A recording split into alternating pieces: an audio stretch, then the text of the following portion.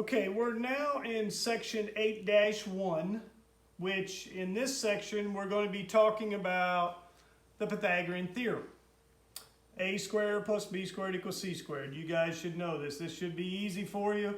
You have a right triangle, and the Pythagorean theorem will only work with right triangles. They want you to find x.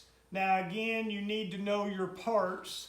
You know, the 6 here would be a leg, the 8 would be a leg, and the x is the hypotenuse. So those are your 3 parts of your right triangle. And whenever you're using your Pythagorean theorem, a leg would go here, a leg would go there, and your hypotenuse always goes where C is.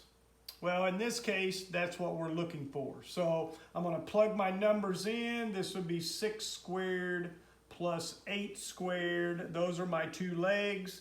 And it wouldn't matter. You could put 8 here and 6 there. It would not matter. They're on the same side of the equal sign. And then I'm going to have my x squared is going to be what I'm looking for, which is the hypotenuse. And so we plug our numbers in. We're going to square 6. So that would be 36. We're going to square 8, which would be 64. And then it's equal to x squared. 36 plus 64 is going to give me 100. We add those 2 together, and that's equal to x squared.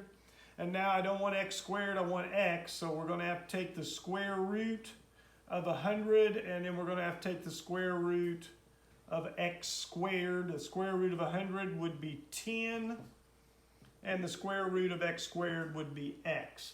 And so we end up with x equals 10 for our answer. So using the Pythagorean theorem to solve and find a missing side of a right triangle. This should be an easy section for you.